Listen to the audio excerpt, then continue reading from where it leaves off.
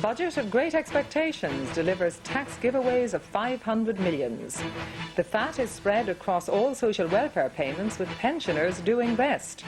Irish exports to feel the pinch as Britain bans the sale of beef on the bone. Another nudge to the peace process. IRA prisoners transferred from Britain to Portlaoise.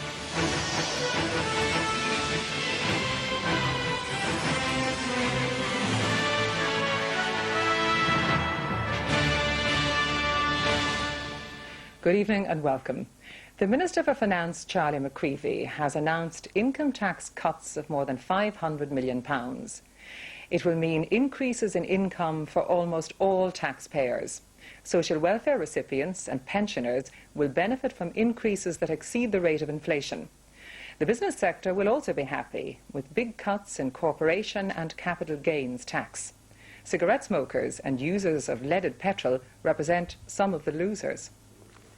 In one fell swoop, Finance Minister Charlie McCreevy has delivered all the outstanding tax and welfare commitments promised in Partnership 2000, gone a considerable distance towards delivering on the promises in the programme for government, delivered the biggest tax-cutting budget in the history of the state, and still left the public finances in pristine condition. The long-term unemployed caught in a low-income trap will be greatly encouraged by the extra tax-free allowances in excess of £3,000 available if they find employment, and they can be sure employers will be on the lookout for them to avail of the double business tax deductions they will get if they give the long-term unemployed a job. Social welfare recipients got a £3 per week increase in basic payments, while the old age pensioners got a fiver. There are some taxpayers, however, who may wonder what all the fuss was about. A single low-paid worker earning £5,000 a year will gain £2.38 per week from the income tax changes.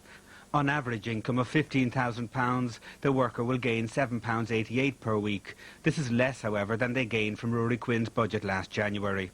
But if they earned a high income of £35,000 a year, their weekly gain would be £14.50. If married and supporting a spouse and 2 children, a worker earning £10,000 a year will gain £8.23 per week. On middle income of £20,000, this worker will gain £8.77 per week. And on a very high salary of £45,000, the gain would be in excess of £20 per week. The more income one has, the bigger the gains from the budget, and people who have wealth will be excited by the halving in the rate of the capital gains tax from 40% to 20%. This is the tax payable on the gains they make when they dispose of valuable assets like shares. The business sector will also be delighted with very substantial cuts in corporation tax rates and the promise of much more to come. We can now look forward to 3 events which will have very positive effects on Irish economic growth next year. The impact of the tax cuts in the budget will boost disposable income by the middle of the year. Mortgage interest rates are set to fall by between 1.5% and 2%, and the Irish currency is expected to weaken in advance of European Monetary Union, boosting the competitiveness of Irish companies abroad. All of these events could fuel asset price inflation, and house prices and share prices could rise. There may be something in the budget for the poor, but the reality is the rich are set to get a good deal richer. George Lee, RTE News. And now a look at the details of today's budget. The Minister announced cuts of more than £500 million in income tax. The standard rate of income tax is being reduced by 2% to 24% from next April. The higher rate also goes down 2% to 46%. The basic personal allowance is being increased by £250 a year for single people and £500 for married couples. The standard rate tax band is being widened by £100 for single and £200 for married people. The exemption limit for single and widowed people goes up £100 a year and £200 for married people. There are also to be extra tax reliefs for long-term unemployed people who get jobs and for widowed people. The Minister has also decided to increase PRSI allowances for employees and for the self-employed. Workers who pay full PRSI will have their allowance raised by £20, bringing it to £100 a week. However, the new PRSI ceiling, applicable to all employees and to the self-employed, also goes up £1,000 per annum. Turning to social welfare, weekly payments are to be increased by £3 from next June. Old age and related pensions are to go up by £5 a week. Child benefits are to go up by £1.50 a month for the first and second child and by £3 a month for third and subsequent children. Child benefit for twins will be paid at 150% of the usual rate. The family income supplement is also to go up, and there are to be several thousand extra places on employment schemes. Turning to the old reliables, a packet of 20 cigarettes will cost 10 pence more from midnight tonight, with pro rata increases for other tobacco products. The good news is that there is no increase in the excise duty on alcohol. Leaded and super unleaded petrol both go up by 4 pence a litre. However, there's no increase on ordinary unleaded petrol. Welcome news for the business sector includes a 4% reduction in the standard rate of corporation tax. Corporation tax on the first £50,000 of profits goes down 3% to 25%.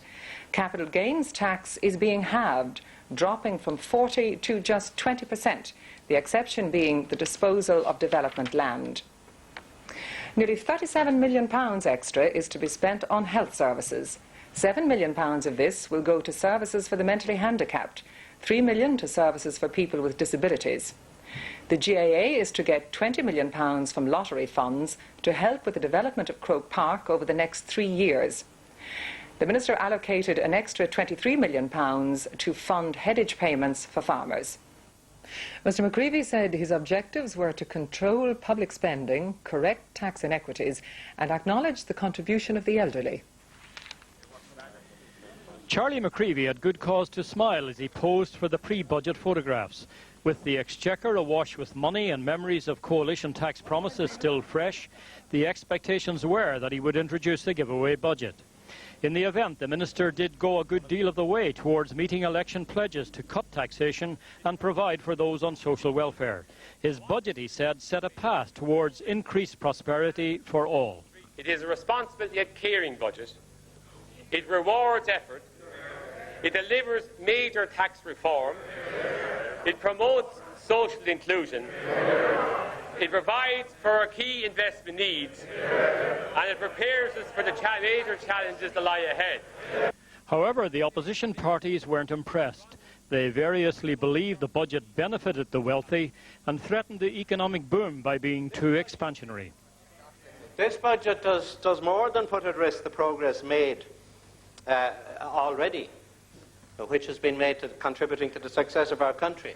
But it is also studded with a series of short-term expedient measures at the expense of medium-term and long-term strategies. The better off have indeed got a decent payoff from the Minister, and no doubt they're suitably grateful. But the ordinary decent people of this country, the ordinary decent people who voted Fianna Fáil, have been betrayed by Minister McCreevy. If one is in the high-earning bracket and concerned with capital gains tax, then it is not just payback time, but kickback time. This is a budget that provides $20 million to Croke Park and $7 million for the mentally handicapped. But tonight, the Taoiseach rejected the opposition claims of a budget for the rich. It is an exceptionally helpful budget right across, and I'm very pleased that the issues on welfare, on health, on caring, on children are all very substantial. Croke Park gets 20 million, the disabled get 3. No, the social exclusion get 215 million. Croke Park get 20 over 3 years. They get 7 this year, so that's the comparison. Donald Kelly, RTE News, Leinster House. The main social partners have given a broad welcome to the budget. However, there's some union disappointment that personal tax allowances weren't increased more.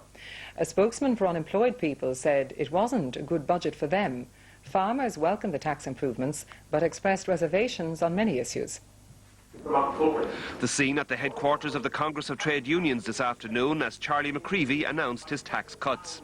It was payback time for the PAYE sector. The unions got the £500 million they wanted, but there's disappointment that more wasn't done for mid and lower earners.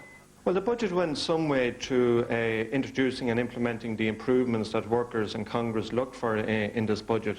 However, I think it didn't do enough to distribute the benefits to lower and middle income groups. To do that, the Minister would have had to increase the allowances much more than he did. Now, I think that what this raises is the whole scandal of low pay in this country. At IBEC, the employers group, there was satisfaction with the tax cuts, especially corporation tax. I think our overall reaction is positive.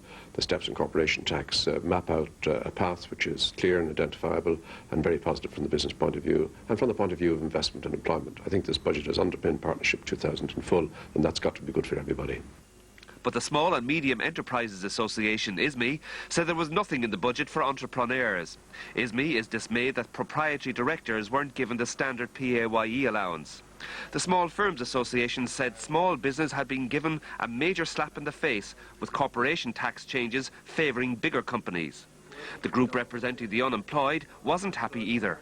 There are definitely good things for unemployed people in it, but it isn't a good budget for the unemployed. For unemployed people going back to work, there are some bridging measures which will make it more attractive, but in the long term they will be hit by still very heavy levels of tax on low-waged work. Farmers had been looking for more tax allowances, more headage payments and help for young farmers. Well, obviously, as I said, the general reduction in taxation has to be a help and is an incentive to reward people who are prepared to go out and work. But I have to say I'm disappointed in relation to the whole area of the need to encourage investment in agriculture. One other area, of course, that certainly is something we have been pursuing for some time, and that's the need to have a scheme, a countryside rural renewal scheme. The ICMSA said Mr McCreevy ignored the requirements for farm investment and the needs of low-income